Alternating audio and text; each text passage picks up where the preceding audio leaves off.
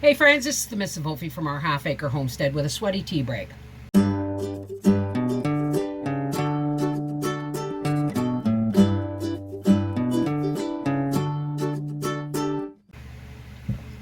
Well, okay, I came home with the CD of my X-rays.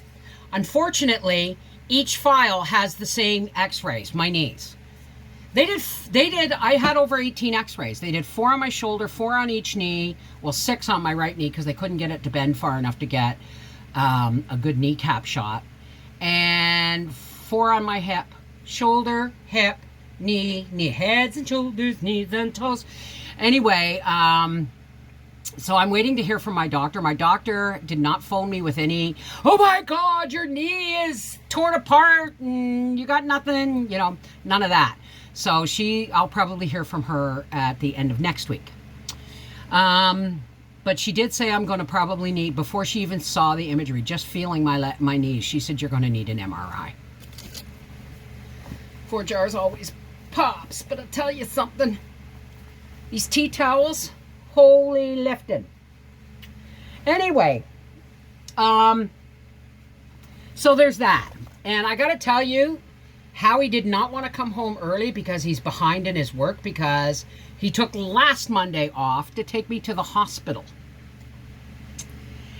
The hospital where the doctor, early in the day, nobody around, the hospital where the doctor gave me prednisone and Tylenol and told me to put ice on my knee.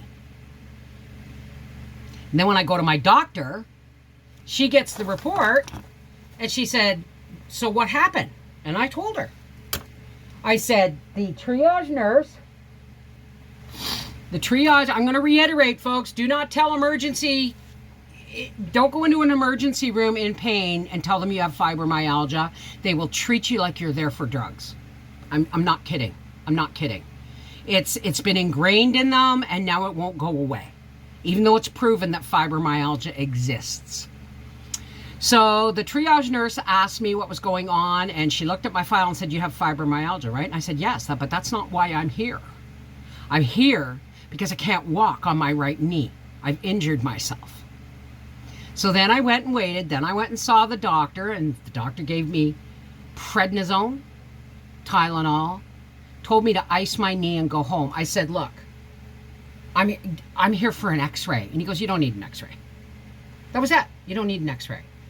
And he said, he asked me, so you're on this medication, this medication, this medication? I said, yes, and marijuana. And he goes, well, that's not medicine. I said, I beg to differ. And Howie saw the look, in my face. And he said, my wife we spent almost an entire year getting my wife legalized for medical marijuana in 2012 to 2013. He said, you may not look at it as medicine, but it's the only medicine that my wife can have for pain other than Tylenol. Right?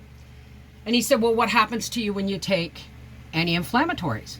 I said, my legs swell up, my blood pressure goes through the roof, and I come close to having a heart attack. Oh, well, this won't do that. I said, what's this? He said, prednisone. I said, I can't take anti-inflammatories. But you know what? I only had them for one prednisone for 4 days, and right up until the day before yesterday, my glands were swollen and sore. Not really swollen, but swollen enough that when I was laying in bed at night, if I swallowed my own saliva, it would hurt. Not in my throat, outside my throat. And my family doctor said, well, that could have been the prednisone. Anyway, my doctor said she was wonderful. It was so amazing. Because I've only ever met my doctor once. I usually get the nurse practitioner, but she made a point of seeing me, right? And it was an emergency 15-minute appointment. And I was there with her for a good 20 minutes, 25 minutes. And she said, what happened at the hospital? And I told her, and she went, right? And she said, okay, this is what we're going to do. You're going to need X-rays. We're going to need blood work to see if there's any inflammation, inflammatory things going on in your system. Because like my glands I explained my glands were swollen and stuff. She said, and then you got to get X-rays on your knees and on your hip. I said, could we do my left shoulder too? Because I injured it a long time ago, and it's been really playing up, especially in winter, of course. And she said, yeah, absolutely. You're going to get X-rays. You might as well get them all, right? And I said, okay. So she said, you go on out and sit in the waiting room. She said, and you are going to need an MRI on your knees. But she said, you go on out and sit in the waiting room, and I'll get your requisitions ready. So I went out and sat in the waiting room, and I waited. And I waited about 10 minutes, and then the medical secretary came over, and he gave me my requisitions, and he said, now, they're busy. He said, they're busy. He said, but, you know, she leaves at 6 o'clock, and it was 10 after 5, I think. He said, she leaves at 6 o'clock. And I said, okay, I'm on my way there now then, right? And he said, but if they can't fit you in today, you'll have to go back tomorrow. I said, I can't. My husband took the afternoon off work. He took the Monday before off work to get me to the hospital, which was fluffed off. Then he took yesterday afternoon off so he could drive me to the hospital, or drive me to the doctor, then drive me to the hospital, and drive me back to the doctor's. Thank God he took the time off. I couldn't have done it. I would have had to use the truck. I couldn't climb in and out of the truck right now. So I said, no. My husband cannot take any more time off work, and I can't drive right now with my right knee the way it is. And he said, well, then you better get over there now.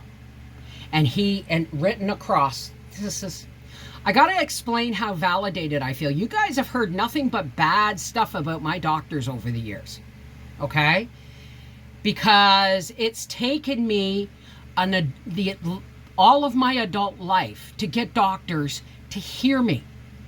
Now, this doctor in the clinic's been my doctor since the pandemic, and I've only met her once. After they kicked out, well, after the other doctor left, that was like the guy in the emergency room, kind of, right? Anyway, and I said, so I need to make it. She said, no, you're going now. As soon as I can get the requisition forms, you're going to the hospital, you're getting X-rays, you're getting blood work. And she said, you're probably going to need an MRI on your knees. Now, I want you to go, and I want you to bring back the DVD of the images and leave them with the secretary. She said, I'm going to be working late. She said, and if there's anything really emergency-wise needed, then I'll call you at home. She said, otherwise, I'm off. I'm off after tonight until Thursday. I've got to go to whatever it was. She had something to do. So it validated that I had a doctor who was going to take me seriously. And then I get in the hospital, and I had 45 minutes to an hour of grueling X-rays.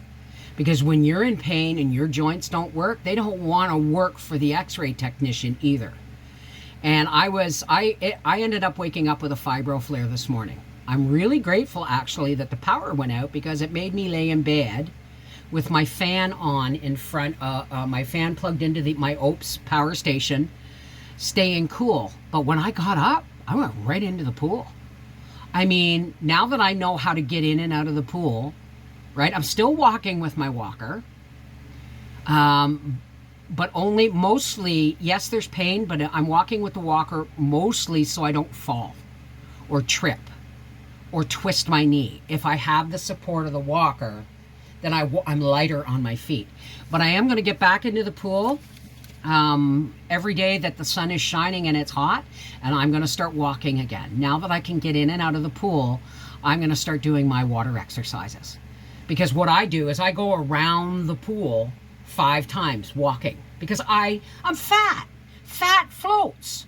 So there's really no weight on my knees if I'm walking comfortably in the pool. I don't want to run or bounce or anything, but I can walk comfortably.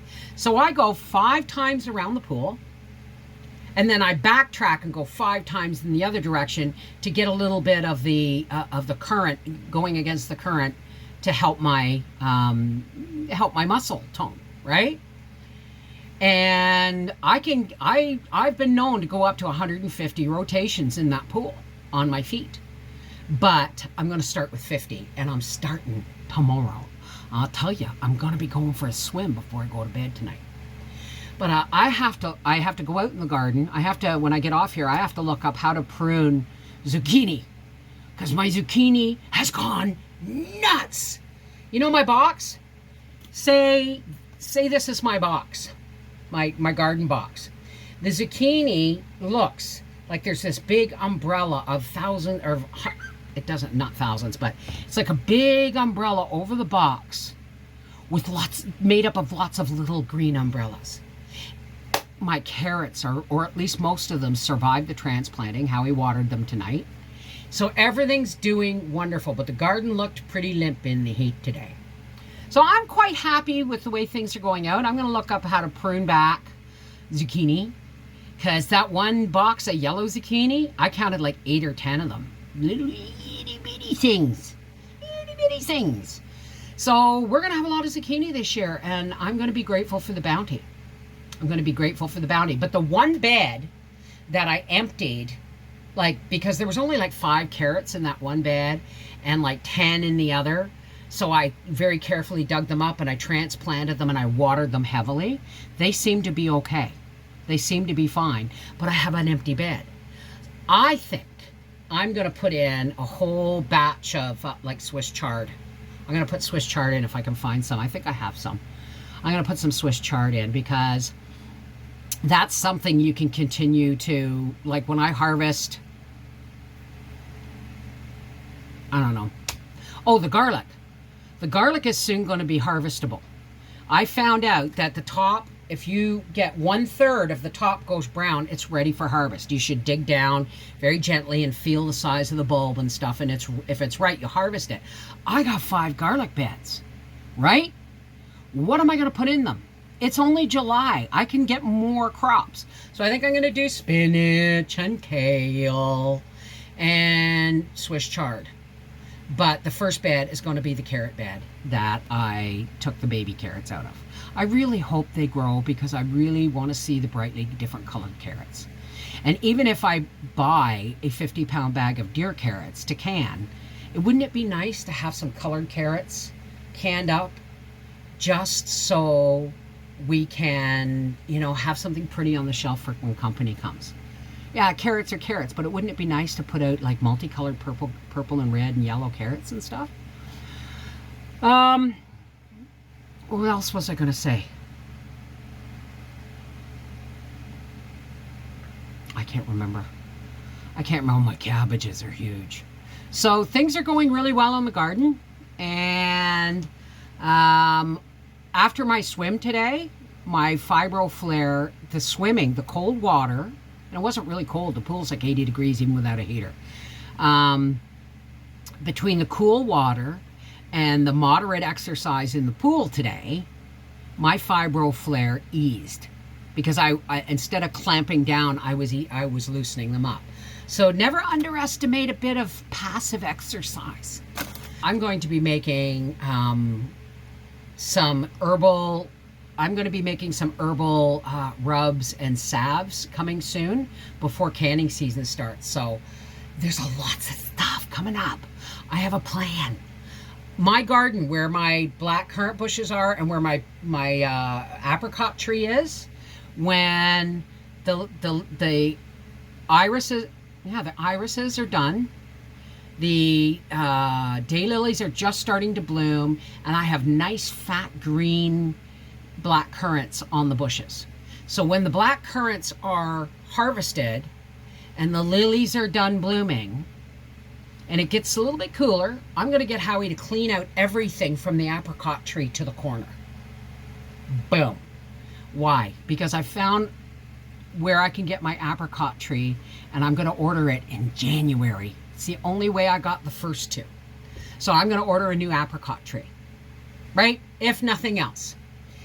So, I'm always making plans for moving forward, right? If the younger generation doesn't understand why we do what we do, or maybe if they're woke or don't understand or don't see the need, we need to lead by example, don't we? We need to lead by example. See, I didn't have a mother growing up teaching me. I remember Mom's home canned tomatoes, but I don't remember her doing them. But I do remember how they tasted.